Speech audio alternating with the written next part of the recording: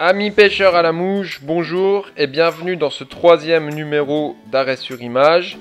Le concept, il est simple. Vous savez que je produis de mes mains une collection de nymphes universelles qui pêchent partout autour du monde. Donc on se prend des cas spécifiques en images et on les étudie et j'essaye de vous donner de la teneur, de la substance pour que vous puissiez prendre plus de poissons. Les mouches, c'est toujours les mêmes. Depuis 10 000 ans, les truites, elles mangent des éphémères, des trichoptères dans 80% des cas. Ça n'a pas changé dans tous les pays du monde. Si vous ne me croyez pas, demandez même à des grands nympheurs ou allez voir dans leur boîte, vous verrez, c'est toujours les mêmes modèles depuis 50 ans. Ce qui compte vraiment, c'est choix du lestage, approche, dérive. Tout ça, c'est capital. Mon but, c'est de vous enlever les œillères que vous vous mettez avec le matériel et vos bas de ligne pour vous concentrer sur le lestage des nymphes, la lecture de la rivière et le sens de l'eau. Donc je vais repasser 10 secondes pour vous expliquer les bas de ligne avec lesquels je pêche et surtout passez pas 20 heures à choisir vos bas de ligne quand vous pêchez en nymphe au fil. Pour la pêche en sèche, c'est une autre histoire, mais c'est pas mon domaine. Donc je pêche uniquement en pêche en nymphe au grand fil avec soit un indicateur bicolore de 8 mètres pour pêcher au fil à l'indicateur dans les courants où je ne vois pas les poissons, soit avec 8 mètres de nylon transparent en pêche à l'arbalète ou en lancer balancé pour pêcher en nymphe à vue à une distance qui varie de dans mes bottes quand il y a une truite dans mes bottes, ce qui arrive très souvent, jusqu'à on va dire 7 à 10 mètres de moi en lancer fouetté avec du nylon uniquement dans les anneaux. Voilà les deux méthodes, les deux bas de ligne que je pêche. C'est ultra simple et ça représente juste ce bas de ligne, disons 5% de votre réussite. Après, il y a 30% dans le choix des mouches, 20% dans l'approche, 20% dans la dérive, 10% de chance. On s'en fout de la taille totale des pourcentages et compagnie. On n'est pas à 1% près. Ce qu'il faut que vous compreniez, c'est que c'est une somme de détails. Une somme de détails qui fait que vous allez réussir à prendre du poisson. Ça sert à rien de sauter dans l'eau comme un sanglier si vous pêchez avec les meilleures mouches. Ça sert à rien de faire la meilleure dérive du monde si vous connaissez pas le lestage de vos mouches. J'insiste lourdement là-dessus, mais j'ai de plus en plus d'abonnés et je vois que ça débloque beaucoup de gens et ça me fait vraiment plaisir. Donc j'essaye de m'en tenir sur ces arrêts sur image à insister sur la substance, la teneur que je peux vous donner pour vous débloquer, pour vous concentrer sur les points critiques. Donc comme je vous propose une méthode de pêche en nymphe universelle, on va pas s'embêter, on va prendre la meilleure part du gâteau, on va pas aller dans le canal à côté de chez vous pour pêcher la collection Nymph Evolution. Aujourd'hui, dans cet arrêt sur image, on s'envole directement en Nouvelle-Zélande, on va pas se gêner, pour aller voir ce que ces belles rivières cristallines ont dans le ventre. Et là, ça va être uniquement de la pêche en nymphe à vue, parce que quand les eaux sont cristallines comme ça et que vous voyez des poissons partout, personnellement, je m'embête pas à pêcher en nymphe à l'indicateur. Mais vous pouvez quand même, si vous pratiquez des eaux très très claires, comme la sorgue, la vis, la loue, la touvre, je parle pour la France bien sûr, bien vous pouvez pratiquer aussi la pêche au grand fil à l'indicateur dans les courants, c'est pas un problème.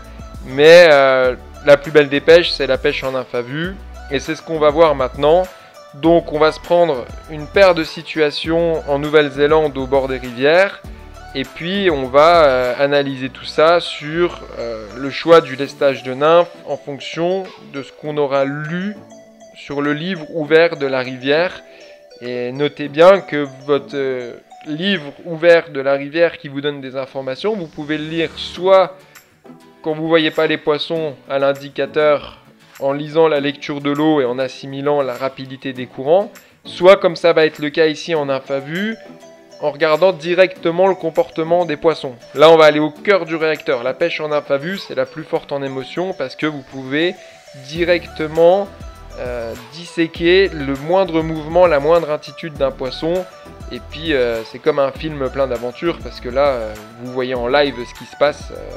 Une grosse truite qui se jette sur votre nymphe, qui la refuse, le poisson de votre vie, un coup difficile, une truite qui se chamaille avec un ombre pour prendre une nymphe. vous voyez le film de la vie de la rivière en live en pêche en nymphe à vue, et moi c'est vraiment ça que j'adore, parce que c'est tous les jours une nouvelle aventure qui est réécrite, et même 400 ans suffirait pas dans la pêche en nymphe à vue pour avoir vu toutes les scènes de vie qu'une rivière peut vous proposer.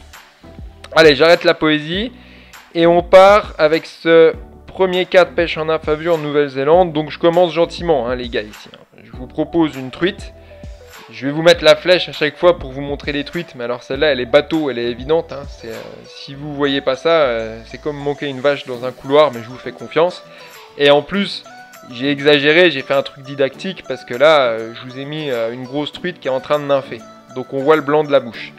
Et ça, c'est très représentatif d'un poisson déjà qui s'alimente, parce que c'est déjà pas trop mal, on a pas vu de voir un poisson qui s'alimente. On voit pas forcément tout le temps des poissons en train de s'alimenter comme ça de manière flagrante en nymphe à vue, surtout en France. Souvent c'est des poissons qui sont déjà en panique, qui mangent pas de trop. Donc là, une truite qui est sur sa bordure, qui mange, qui est déjà active. Bon, là, elle nous a déjà fait la moitié du travail, la truite, parce qu'elle a envie de manger, va pas falloir la déclencher. Donc on en revient toujours à la même chose. Moi j'ai verrouillé mes mouches, que ce soit dans les courants à l'indicateur ou en nymphe à vue. Je connais une fois de plus ma collection par cœur, avec mes lestages tungstène, laiton. Je sais que mes céramiques tungstène plus plomb vont couler extrêmement vite dans les extrêmes de la gamme. Et à l'inverse, mes petites Pheasant-Tail noires en laiton vont être très très légères. Et j'ai entre deux des céramiques plomb-peint et des Pheasant-Tail tungstène. Il y a déjà largement de quoi faire. Avec ma collection de 18 nymphes, je vous garantis, quand je multiplier les possibilités, il y a largement de quoi faire. Moi, comme d'habitude, dans ma tête, j'ai verrouillé tout ça. Pour moi, c'est simple, parce que depuis 5 ans, j'ai validé mes lestages de nymphes. Mais quand vous débarquez et que vous avez une collection qui est décousue, avec des nymphes qui ont des formes et des matériaux différents, vous savez pas comment elles coulent. Parce que là, en nymphe à vue, on est dans de l'ultra précision. On est vraiment sur la vitesse de descente, ça va tout changer. C'est pour ça que je vous dis ça, pour que vous alliez plus loin. Si vous achetez une nymphe avec des ailes qui ressortent, du dubbing qui traîne, ou des pattes en faisan, ça va pas couler du tout pareil qu'une Pheasant-Tail compacte comme je vous les propose, ou alors une céramique plomb-peint qui est alors là complètement vernie, et puis qui tombe comme une cartouche de pistolet qui perce l'eau. C'est aussi ça. Franchement, j'essaye d'être honnête avec vous, même si vous achetez pas des nymphes chez moi ou que vous les faites moi-même, faites-vous une collection qui a vraiment une teneur, quoi. Chaque vrai moucheur, il a une collection avec différents lestages qui a une teneur. C'est pas un micmac, un globi-boulga avec du tungstène par-ci, du laiton par-là. Et encore pire que ça, on sait très bien en tant que monteur de mouche que dès que vous changez de fournisseur de tungstène, ça change. Le tungstène, il y a des variations de pureté, ça va de 20% pour le tungstène le plus moisi, jusqu'à 95% pour les meilleurs tungstènes, parce qu'il faut toujours un peu d'alliage. Je vais loin dans les détails du lestage, mais c'est cette somme de détails qui fait qu'en nymphe à vue, vous aurez une précision chirurgicale sur vos poids de nymphe. Et puis encore une fois, désolé, mais il faut pratiquer les gars. Que vous pêchiez avec mes mouches ou autres, allez pratiquer en nymphe à vue, et faites-les couler dans l'eau. Et nymphe à vue est lié en nymphe à l'indicateur. Ça c'est vraiment le summum, le top du top. Si vous voulez vraiment comprendre votre gamme de nymphes, il faut la pêcher dans les deux cas. Je vais même aller plus loin, même si vous pêchez des chefennes en nymphe à vue dans le canal à côté de chez vous, vous comprendrez comment par exemple une Pheasant-Tail orange pot PO1 descend moins vite qu'une PO2, et vous mettrez une PO3 dans ma gamme et vous verrez que ça descend fort en bit 3 quoi. Et de là, vous pourrez aussi comprendre quand vous pêchez à l'indicateur comment les nymphes coulent dans les courants. Vous voyez, il faut à chaque fois que vous ayez le film, la prémonition de comment votre nymphe va couler dans le courant, à quel moment vous allez la mettre en pêche en suspension avec l'indicateur. La clé du succès, elle est là, je vous garantis. Les modèles de mouches, je vous garantis, vous pouvez aller voir les boîtes des meilleurs compétiteurs français. Ce sera de la Pheasant-Tail, des choses qui ressemblent à des asticots comme des céramiques, des trichoptères. Je vous jure qu'après, c'est vraiment la prise en main du lestage. C'est comme un véhicule que vous pilotez. C'est une agilité, une dextérité et une connaissance vraiment poussée du lestage de vos nymphes. J'insiste vraiment là-dessus, mais je sais que ça débloque des tonnes de gens. Je reçois des messages tous les jours et je sais que ça vous aidera. Donc cette truite, je ferme ma grande parenthèse une fois de plus.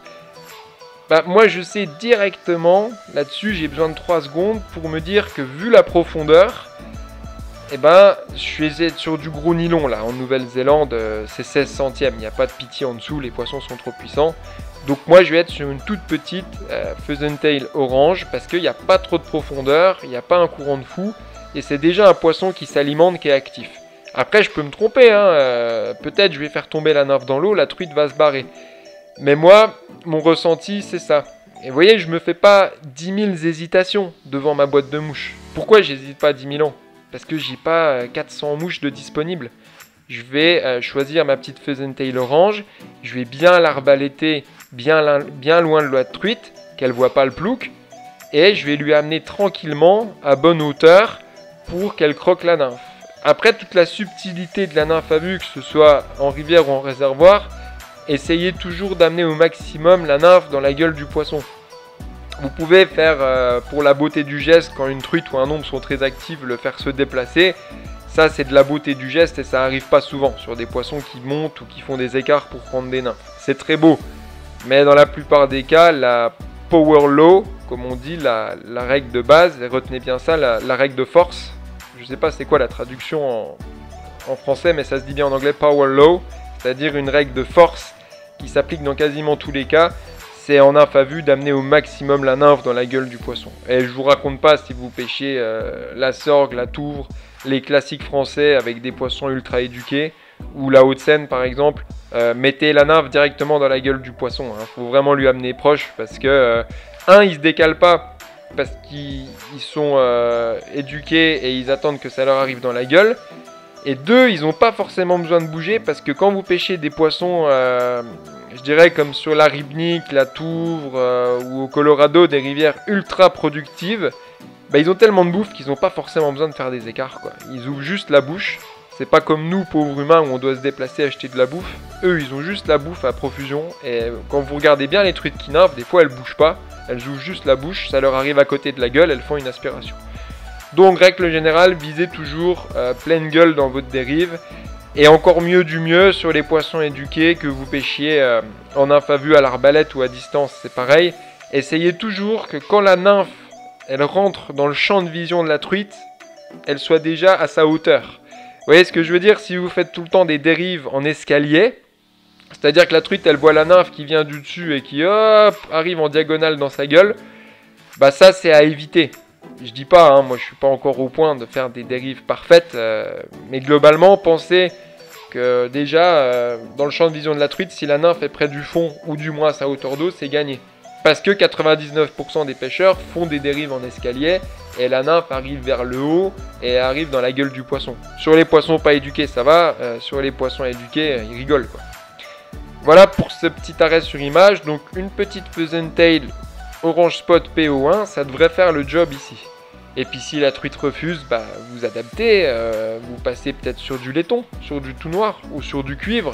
Vous avez déjà 3 choix de couleurs sur ma gamme, c'est fantastique. Vous n'allez pas essayer 7 couleurs de nymphes sur une truite, quoi. À un moment, sur des ombres, oui, mais vous n'allez pas passer votre vie sur une truite. À un moment, vous avez droit à 2-3 chances maximum sur une truite sauvage. Après, c'est merci, au revoir, quoi. Voilà. Et puis des truites qui se barrent, ça arrive aussi souvent en nymphe à vue. Elle vous a repéré, la nymphe plouque trop fort, voilà. Mais règle générale aussi, évitez de faire plouquer la nymphe sur la tête des truites. C'est un peu bateau, mais quand on connaît pas, voilà. Faut toujours faire plouquer le plus loin possible. Le plouc de la nymphe, il faut pas qu'il soit visible. Allez, on passe à la suite. Alors on voit bien que c'est sur le même type de spot. Un espèce de tombant sableux avec des débris. Mais si vous comparez à la photo d'avant, vous voyez que la truite est beaucoup plus profonde. Ça, c'est sur le même style de spot, un poisson qui est plus profond. Et là, c'est du bon sens. Si avant, vous avez marché avec une PO1 et que le poisson était dans moins d'eau, c'est extrêmement simple. Si c'est plus profond, vous allez devoir augmenter le lestage, mais vous gardez le modèle. Vous voyez l'idée? Le même modèle, mais obligé d'augmenter le poids pour descendre au fond, là. Alors, vous pouvez sinon réutiliser la même nymphe qu'avant et lancer plus à l'amont pour que ça arrive tranquillement vers le fond, oui, il y a toujours moyen de pêcher plus léger en nymphe à vue. Après, à un moment, s'il vous faut 4 minutes pour que votre nymphe arrive au fond et que vous la voyez pas trop, vous ne serez pas forcément à l'aise, quoi. Donc là, je monte juste en grade de lestage sur une PO2, un peu plus lourd, et puis ça devrait faire le job. Toujours sur de l'orange. Je pêche énormément avec des nymphes oranges, hein. En pêchant nymphe à vue, je vais pas vous mentir, c'est quasiment... dans 80% des cas, je pêche avec des nymphes orange spot.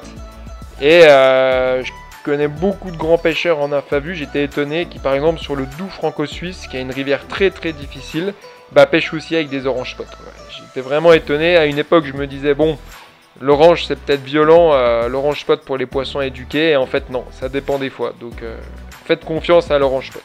Allez, suivante. Ah, un peu plus dur à voir celle-là. Bon, je vous mets la flèche, mais c'est encore un poisson qui est visible. Vous verrez après, vous avez intérêt d'avoir des bons yeux. Donc là, par contre, ce qu'on voit, c'est que c'est une truite postée au fond. Poisson collé au fond. Donc, c'est pas souvent le meilleur des signes de voir les truites vraiment collées au fond, incrustées dans les graviers. Parce que c'est pas forcément un signe que la truite, elle est à la fête, quoi. Elle est pas, déjà, elle est de loin pas en train de gober. Et elle est même pas entre deux eaux en train de bouffer, elle est même pas trop en train de dandiner, poisson calé au fond, mais c'est pas non plus une dormeuse, quoi. Il y a encore pire que ça, quand vous voyez des dormeuses vraiment incrustées dans des cailloux, c'est souvent des zébrés qu'on voit sur la Loue, le Doubs, la Bienne ou l'Ain, elles se sont faites les rayures comme les cailloux, et là elles sont vraiment en mode dormeuse, elles sont presque des fois pas pêchables, sauf de leur agiter un streamer devant la gueule. Là on est sur un poisson calé au fond, qui est en attente, qui est pas super motivé pour manger, mais si une nymphe passe à son niveau, c'est toujours pareil, comme je dis, sur un malentendu, il peut se passer plein de choses. Donc là, il va falloir lester. Par contre, il n'y a pas énormément de courant. On voit que c'est assez lisse, le courant n'est pas super rapide, et il n'y a pas une profondeur de dingue, et en plus le poisson est assez gros. Donc moi, sur les poissons qui se rapprochent des trophées, des poissons qui sont proches des 60 cm, je vais augmenter la taille de nymphe dans tous les cas, sauf si c'est pas possible. Mais je m'attaque jamais des truites de 60 sur de l'hameçon numéro 18, 20, c'est compliqué, quoi. Ça peut se faire, mais pour ma part, c'est compliqué. Donc là, je vais aller sur du laiton, donc mes pheasant tail noirs, pour que ma nymphe ne plouque pas trop fort et ne fasse pas peur aux poissons, et puis ne coule pas trop vite. Là, par exemple, du tungstène, ça coulerait très très vite. Mais par contre, je vais aller sur ma plus grosse en laiton, une PB3, mais qui reste légère. Vous voyez l'harmonie d'une collection de nymphes, en fait, et tous les nympheurs font comme ça. Tous les bons nympheurs connaissent leur gamme de nymphes. Une gamme, c'est comme en musique. Ça évoque une symphonie, ça évoque une harmonie. Ça évoque quelque chose de logique, qui passe bien, qui est doux à entendre. Donc une gamme de nymphes, ça se connaît et ça se pratique. C'est très très important de voir l'ensemble de la vision de sa gamme. Donc moi là-dessus, j'irai sur du laiton, une grosse pheasant tail noire. Alors, les pheasant tail noirs, je vais très mal les voir dans l'eau. C'est clair et net, vous n'allez pas voir votre nymphe dans l'eau. Par contre, c'est comme quand vous pêchez en sèche que vous ne voyez pas votre mouche, même concept. Si le poisson il bouge, c'est pour vous. Hein. Quand vous pêchez un poisson comme ça qui est à 7-8 mètres de vous, si vous ne voyez pas votre nymphe, s'il vient croquer à l'endroit où vous pensez est votre nymphe, il y a de grandes chances que ce soit pour vous. C'est comme en sèche quand vous ne voyez pas votre mouche. Si le gobage apparaît, il y a de grandes chances que ce soit pour vous. Donc vous ferez au pire des cas, quoi. Donc grosse PB3 ici. C'est ce que je mettrais pour ce poisson un peu endormi au fond. Mais j'irai pas mettre du tungstène dans les pheasant tail orange ou cuivre de ma gamme. Parce que j'aurais peur que ça plouque fort et que ça fasse fuir le poisson. Là je vais faire une petite arrivée tranquille avec une pheasant tail en laiton. Vous voyez l'importance? Laiton, tungstène. Le laiton est 4 fois moins lourd que le tungstène en densité. Donc quand vous avez des pheasant tail noirs dans les mains de ma gamme et des pheasant tail orange et cuivre, dites-vous qu'en termes de densité, les pheasant tail noirs sont 4 fois moins lourdes. Vous voyez, pour moi c'est automatique, mais c'est ça qu'il faut que je vous explique dans la teneur de la gamme de nymphes. Sinon vous ne prendrez jamais en main une collection de nymphes si vous ne comprenez pas les différences de lestage. Allez, suivante. Ouh, pas mal ça. Je vous remets la flèche. Bah là on voit bien une truite embusquée, hein, donc... il n'y a qu'un seul poteau sur le spot. Bien sûr que la truite va trouver le seul obstacle pour se cacher. Prenez pas les truites pour les jambons. Hein. D'une manière générale, c'est ce que je dis souvent, ne prenez pas les truites pour des jambons. Les truites sont des poissons extrêmement intelligents. Et parfois même, elles vous ont vu, même avant que vous les ayez vues. Et en infavue, vous voyez vraiment des scènes de vie de la rivière qui sont incroyables, quoi. Je vous le disais avant, moi j'aime bien quand je vois des ombres qui se chipotent des nymphes avec des truites, ça c'est vraiment superbe à voir. Comme moi je suis un grand fan de pêche de l'ombre et de pêche de truite, bah, j'aime les rivières où il y a moitié-moitié, quoi. Et j'adore l'alternance de la pêche des ombres et des truites en infavue, parce que c'est pas les mêmes postes, parce que les ombres vous pouvez plus insister qu'eux, ils sont plus joueurs, et les truites sont plus malines. Donc les rivières où on retrouve les deux sont sympas. L'ombre commun n'a encore pas voyagé jusqu'en Nouvelle-Zélande, parce qu'il faut que vous sachiez que c'est des Écossais qui ont amené des truites en Nouvelle-Zélande il y a 200 ans de ça. Donc je sais pas, peut-être qu'un jour ils emmèneront des ombres en Nouvelle-Zélande. Pour le moment, c'est des grosses truites comme ici, cachées sous un bout de bois. Alors là, comparé à avant, il n'y a même pas de courant fripé. Donc c'est-à-dire la surface est lisse. Là, on est sur un lisse de chez lisse. Il y a très peu de fond, très peu de courant. Bon, il y a un peu de fond quand même, mais il n'y a pas de courant et c'est lisse. Donc là, déjà, le tungstène, au revoir. Ça va plouquer. Tout ce qui est cuivre, orange dans ma gamme, non, même pas la peine. Ça va faire plouc en surface. C'est mort pour la truite là. Donc dans les cas là, je sors ma petite surprise du chef. Et c'est mes gamards que j'ai en série limitée. Mais en fait, ça fait depuis le début de l'année que je les laisse dans les séries limitées. Parce que j'en ai souvent besoin et j'ai beaucoup de demandes.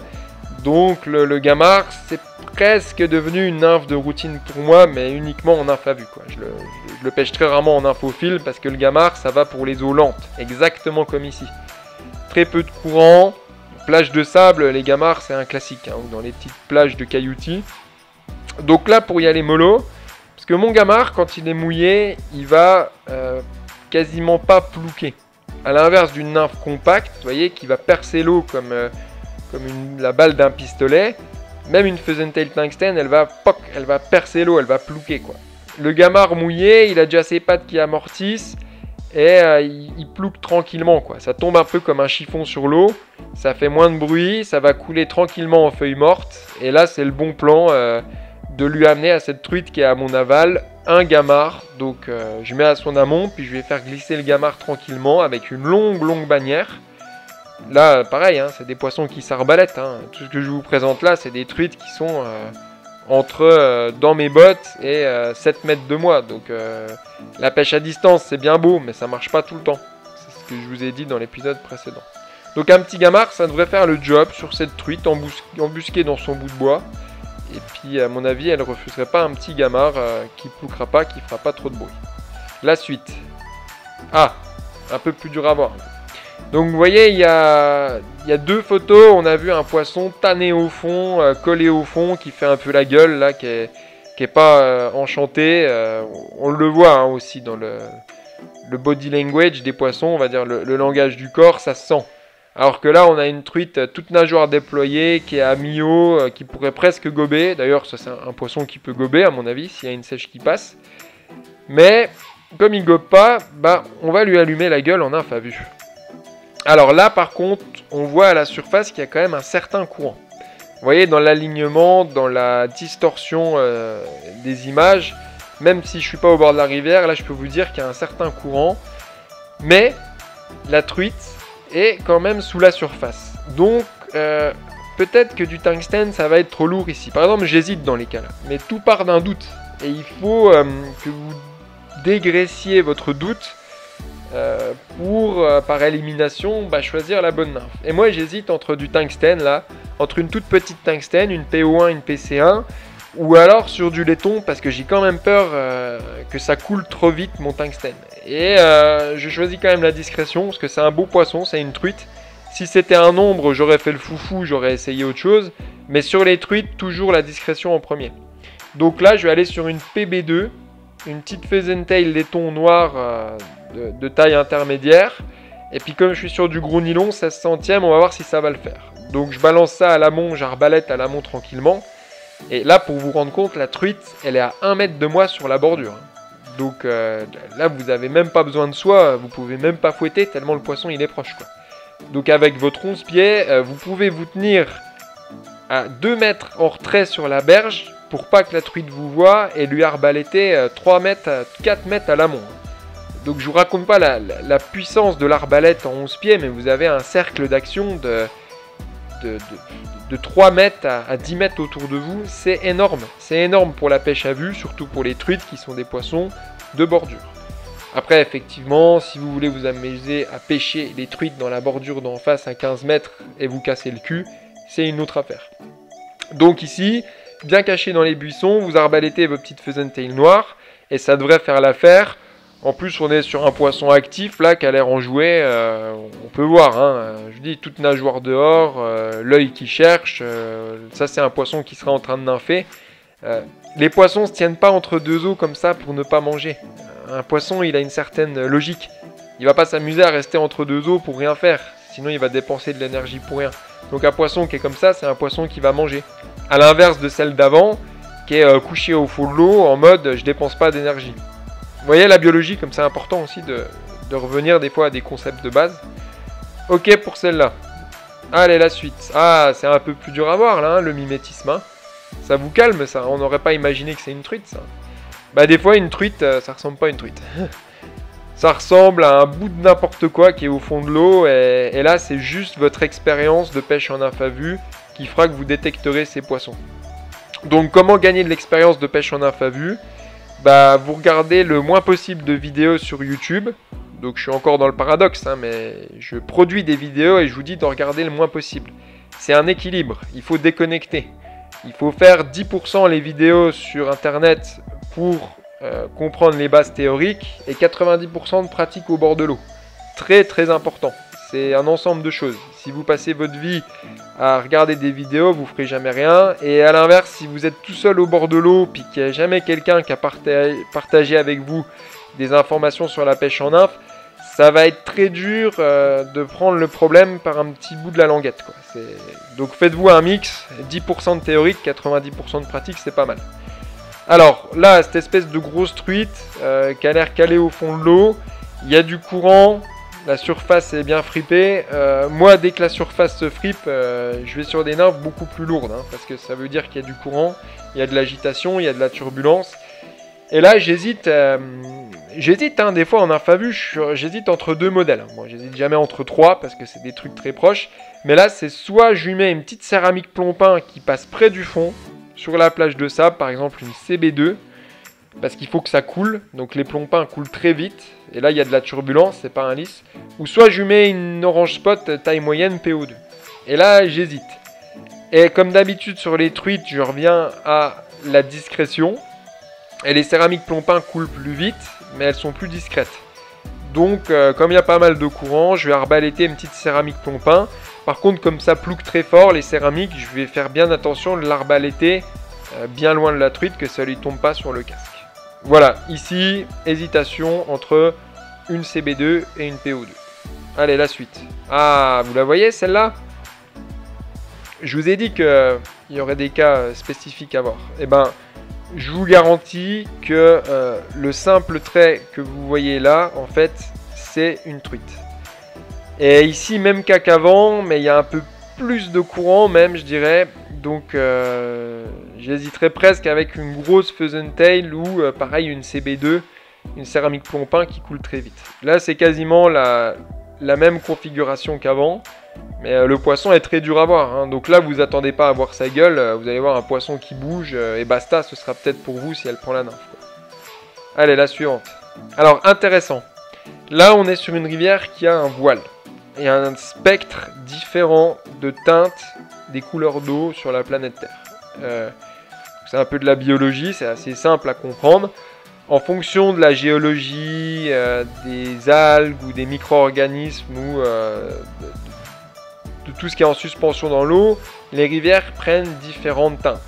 On a par exemple les eaux les plus claires de France, comme par exemple sur la Vis, qui est réputée une des eaux les plus claires de France. C'est impressionnant parce que je crois que ça vient de milieux, par exemple karstiques, où il y a vraiment très peu de matière en suspension dans l'eau. donc eau méga claire, et vous pouvy voir à 6 mètres de profondeur. Après, vous avez des eaux un tout petit peu moins claires, comme par exemple sur la Touvre ou la Bèze en Côte d'Or, qui ont une petite voile de suspension.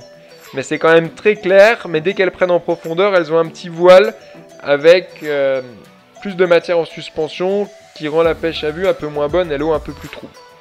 Et puis après, vous connaissez votre affaire, il y a des eaux couleur thé qui sont doublées avec des fonds noirs comme en Auvergne. Et là, on est sur des pêches à vue très compliquées. Il y a aussi des rivières qui ont des voiles un peu bleues, comme des rivières qu'on a en Meuse, par chez moi, avec beaucoup de petits limons dissous dedans, quoi, ou des argiles.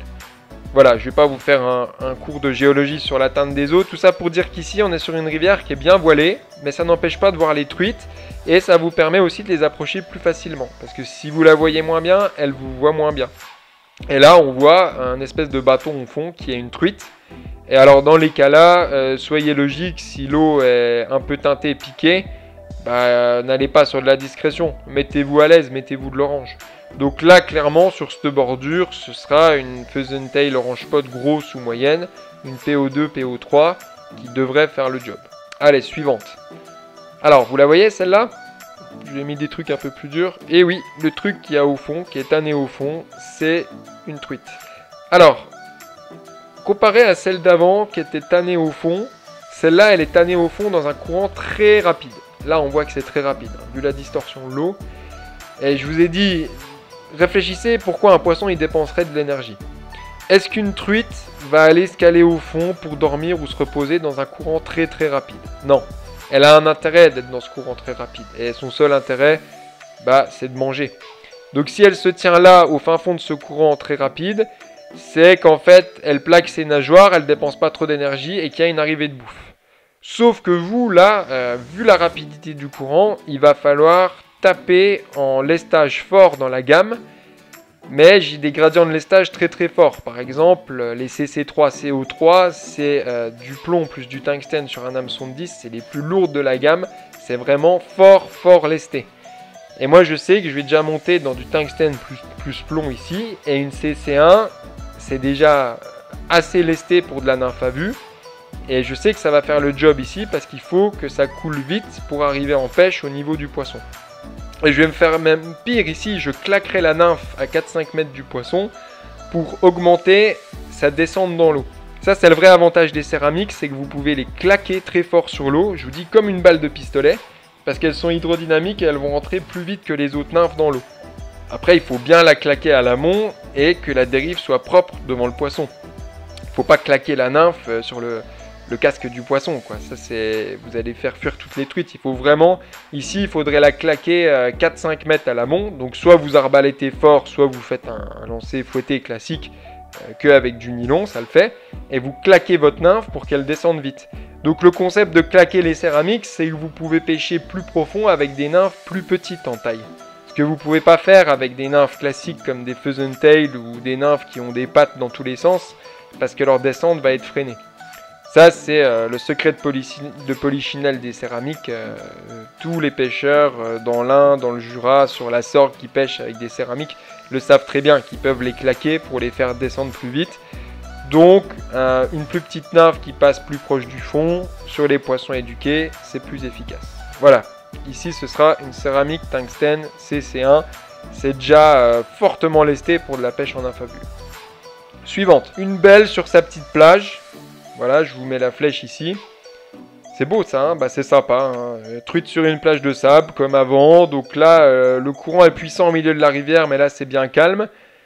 Faut pas que ça plouque, donc ici ce sera au gamard pour moi. J'aime bien faire passer une petite crevette ici, un petit gamard. Et je pense que c'est vraiment bien adapté dans cette bordure assez lente. Allez, suivant. Ah, truite de bordure. Alors celle-là, elle est en bordure de chez Bordure.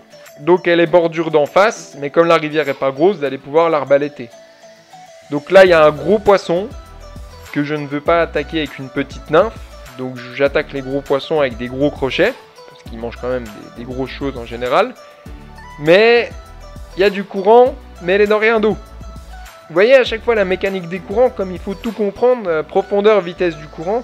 Et ça, c'est à vous de l'apprendre par vous-même. Je vous l'ai déjà dit, vous n'allez pas vous acheter un guide de pêche toutes les minutes pour demander Jean-Jacques, quelle nymphe il faut que je mette ici. Vous voulez tous une recette de cuisine. Ça, c'est ce que j'ai remarqué sur mes 1000 clients. Globalement, je vous dis ça pour vous aider, c'est pas une critique. Moi aussi, j'étais comme vous au début. Je voudrais la recette de cuisine puis faire le fainéant. Mais ça s'apprend, les gars. C'est un art. C'est comme tout, ça se pratique et ça s'apprend. Et plus vous boufferez de rivières et de nymphes au fil à l'indicateur et de nymphes à vue, plus vous comprendrez votre choix du lestage de nymphes. Donc c'est à vous de faire l'effort. C'est pas à moi ou à votre guide de pêche. Il vous faut vous débloquer une fois et c'est à vous de pratiquer votre collection de nymphes. Et ici, moi j'irai sur une grosse Pheasant-tail noire qui est légère mais grosse pour avoir un gros crochet pour pêcher cette grosse truite sur la bordure. Et puis pas non plus que ça plouque trop fort. N'oubliez pas que les nymphes tungstène, elles plouquent fort, elles peuvent faire fuir les truites. Mais après, le laiton, ça tape beaucoup moins fort en surface. Allez, la dernière. Alors, quand je vous ai dit qu'il y avait des truites dans les bottes, ok ? Et je vous garantis, ça vous arrivera très souvent. Vous verrez des truites à 50 cm de vous. La truite, c'est un poisson de bordure. Si vous saviez le nombre de poissons que j'ai déjà fait dans mes bottes, et si vous ne me croyez pas, demandez à tous les plus grands nympheurs que vous connaissez. C'est très souvent que vous voyez des truites dans vos bottes. Et là, l'approche, elle est capitale. C'est pour ça qu'il faut approcher très discrètement les bordures. Donc là, cette truite, elle est dans mes bottes. Il va même falloir que je recule. Parce que même ma 11 pieds ou une 10 pieds ou une 9 pieds, ce sera trop grand comme canne pour pêcher cette truite. Donc il faut reculer sur la berge pour l'arbaléter. Et puis là, tranquillou, parce que c'est un poisson qui est presque sous la surface. Ça, c'est encore une truite qui peut gober. Mais on va la pêcher en nymphe à vue. Pourquoi ? Parce qu'elle gobe pas. Mais vous pouvez aussi la provoquer en sèche. Vous pouvez faire de la sèche à vue. Mais là, moi, je lui glisserai la plus petite nymphe, la plus légère de ma gamme. Une petite Pheasant-tail noire PB1 que je vais faire plouquer très tranquillement à son amont. Et qui va lui arriver droit devant elle. Et normalement, là, c'est gagné. Avec une petite Pheasant-tail noire, c'est un classique. C'est la fin de ce numéro 3 d'Arrêt sur Image. Je vous donne rendez-vous pour un numéro 4 qui peut se passer n'importe où sur Terre. Je vais essayer de trouver des configurations qui ont de la substance, du sens, pour vous débloquer vis-à-vis de vos problèmes. Ça peut être de la nymphe au fil ou de la nymphe à vue. En tout cas, j'essaierai de faire des sujets percutants. Je vous dis à bientôt. En ce moment, tout le week-end, j'ai une petite émergente de moucherons offerte là en cadeau. Donc inscrivez-vous bien en tant que client et surveillez votre boîte mail. Je fais souvent des petits cadeaux parce que je suis un artisan français et j'aime bien vous faire des petits cadeaux faits sur le feu à l'atelier, des petits modèles originaux. Regardez bien, en ce moment, pendant tout le week-end, j'offre une petite émergente de moucherons pour vos pêches difficiles en lac naturel ou en réservoir. Une super jolie petite émergente, un peu avec le corps iridescent comme ça, avec un petit toupet sur un micro hameçon numéro 18, hameçon fort de fer, petite tête finie au vernis. Ça, c'est l'offre du moment et après les séries limitées vont tourner. Et j'ai aussi mis là ce week-end un truc sympa que j'ai refait, la petite crème, qui est une petite nymphe au corps translucide. C'est assez léger, c'est lesté avec du laiton, et ça pêche bien en été en sauteuse dans les courants. Petite nymphe translucide avec un bel effet. Voilà pour les recettes du moment à l'atelier Nymphe Evolution. Et je vous dis à bientôt et je vous souhaite bonne pêche.